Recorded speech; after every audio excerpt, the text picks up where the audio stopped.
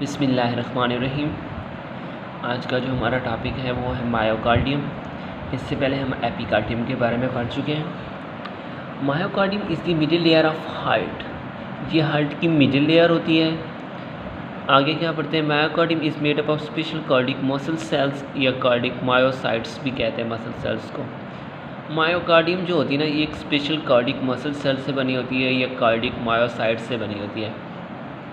These cardiac muscle cells are situated like a skeletal muscles। ये किस तरह stated होते हैं, जैसे कि स्केलेटल मसल स्टेटेड होते हैं ना, उसी तरह। But it is not under voluntary control. लेकिन ये वॉलेंट्री कंट्रोल में नहीं होते, हमारे न्यूरॉन्स के कंट्रोल में नहीं होते, यानी कि नर्वस सिस्टम के कंट्रोल में नहीं होते। अगर आप स्केलेटल मसल को देखो ना, उसकी कंट्रक्शन और जो होती है ना, वो किस पे, न्यूरॉन्स पे डिपेंड करती है। न्यूरॉन सिग्नल सेंड करता है न्यूरोट्रांसमीटर की फॉर्म में, और वो इनके सेल के रिसेप्टर पे जाके सोडियम की इसके अंदर दाखिल कराता है, जिसकी इन्वेजन कराता है। सोडियम जब अंदर दाखिल होता है तो मसल की कंट्रक्शन होती है। तो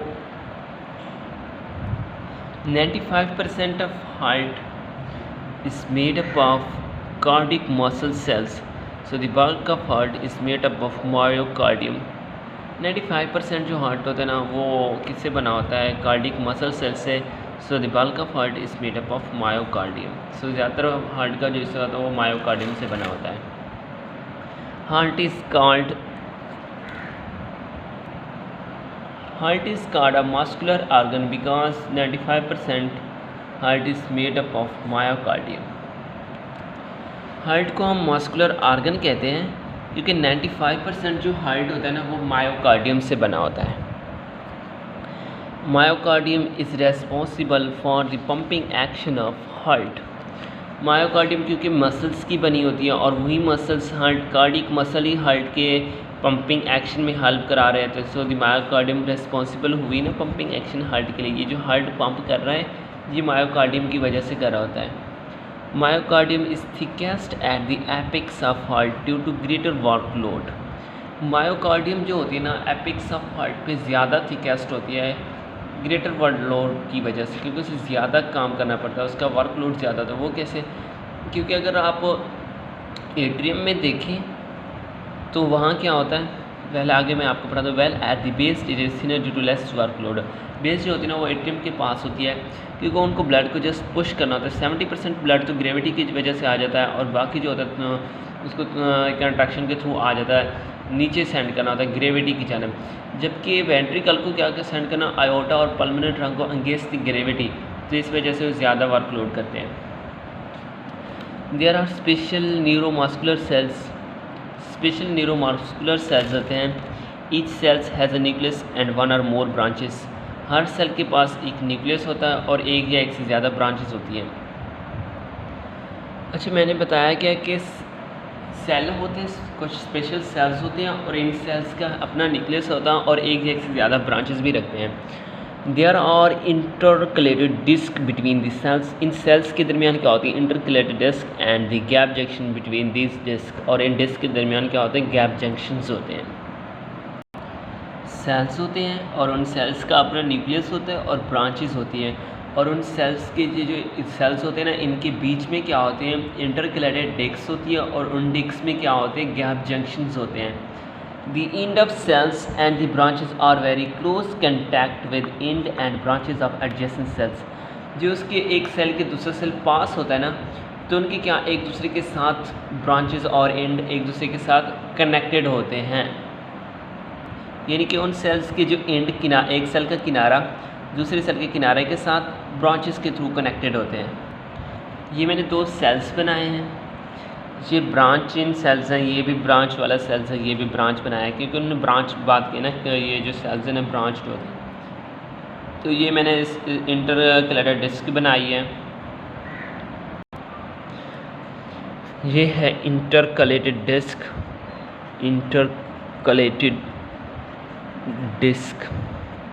आपसे पूछा जा सकता है कि ऐसे कौन से मसल्स होते हैं जिनमें इंटरकलेटेड डिस्क होती है, तो आप कह सकते हैं कार्डिक मसल्स, दिल के जो मसल्स होते हैं। और ये क्या हैं, गैप जंक्शंस हैं। ये इंटरकलेटेड डिस्क बहुत थिकर होती है, अगर इनमें गैप जंक्शन ना होते तो ये सेल्स के जो एंड होते हैं या ब्रांचेज होते हैं एक दूसरे के साथ कनेक्टेड ना होते हैं। ये उनका सेल का न्यूक्लियस है, ये मैंने ब्रांच सेल बनाया है और बीच में इंटरक्लिनर डिस्क है और इसमें क्या है गैप जंक्शन बनाया है ताकि एक सेल की ब्रांच दूसरे सेल की ब्रांच और एंड एक दूसरे के साथ कनेक्टेड रहें।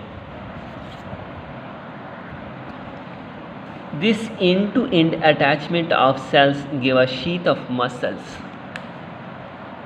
ये जो एंड टू एंड अटैचमेंट है सेल्स की ना, ये हमें देती है शीट ऑफ मसल्स। तो ये किस तरह अब अटैच हो जाते हैं, वैसे ब्रांच थे लेकिन अब ब्रांच तो मैं इतने सारे बना नहीं सकता, तो मैं ऐसे ही बना देता हूँ सेल्स। तो इनकी एंड टू एंड एक दूसरे के अटैचमेंट के साथ हमें क्या एक मसल की शीट मिलती है जिसे हम कार्डिक मसल कहते हैं ना। ये सेल्स ही कार्डिक मसल बनाएंगे ना, एंड टू एंड इनकी अटैचमेंट, इससे हमें मसल की एक शीट मिलती है। So when impulses are initiated, these impulses separate from one cell to another over the whole sheet of muscle causing contractions। अब देखो इसमें इम्पल्स आई है, यहाँ से सोडियम ने इंटर किया, इम्पल्स जनरेट हो गई, ये दूसरे सेल में गई, ये फिर तीसरे में, ये फिर ऐसे ऐसे फैलती जाएगी, नीचे तक पहुँच जाएगी ऐसे। तो वही कह रहे हैं कि अगर एक में इम्पल्स पैदा होती तो सभी में जनरेट हो जाती है और जिसकी वजह से हार्ट कंट्रैक्ट करता है, जिसकी वजह से हमें ब्लड दूसरे पार्ट में पुश कर पाता है। Sheet like arrangement enable atria and ventricle to contract in a synchronized and coordinate manners. ये शीट लाइक अरेंजमेंट जो होती है ना, ये एट्रिया को कंट्रैक्ट और रिलैक्स कराती है एक सिंक्रोनाइज्ड मैनर के तौर पर। ये मैं आपको कंडक्टिंग सिस्टम में सही तरीके से समझाऊंगा कि ये किस तरह होती है, लेकिन थोड़ा ओवरव्यू दे देता हूँ।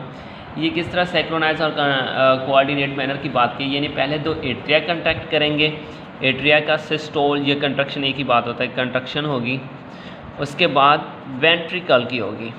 सो इन शीट लाइक अरेंजमेंट मसल्स की जो शीट लाइक अरेंजमेंट जो है ना, यही एट्रिया और वेंट्रिकल को अनेबल्स बनाती है कि वो कंट्रैक्ट करें और इन a synchronized and coordinate manners, यानी पहले एट्रिया कंट्रैक्ट करें दूसरे दोबारा वेंट्रिकल। ऐसा ना हो कि दोनों एक साथ कंट्रैक्ट करें, उसका ब्लड नीचे आ रहा हो, नीचे वाला दोबारा पुश करके एट्रिया में, वेंट्रिकल दोबारा पुश करके एट्रिया में भेज दें। तो ये एक मैनर्स के थ्रू कंट्रैक्ट कराते हैं। और ये कौन शीट ऑफ मसल कराती है, वो कैसे, जिसमें पहले इम्पल्सेस पहुँचती हैं वो पहले कंट्रैक्ट करेगा, जिसमें बाद में पहुँचेंगी वो बाद में कंट्रैक्ट करेगा। तो ये शीट ऑफ मसल्स के थ्रू ही पॉसिबल्स होता है। उम्मीद है कि आपको मेरा लेक्चर अच्छा लगा होगा। अगर लेक्चर अच्छा लगा है तो प्लीज़ वीडियो को लाइक कर लें और मेरे चैनल को सब्सक्राइब कर लें।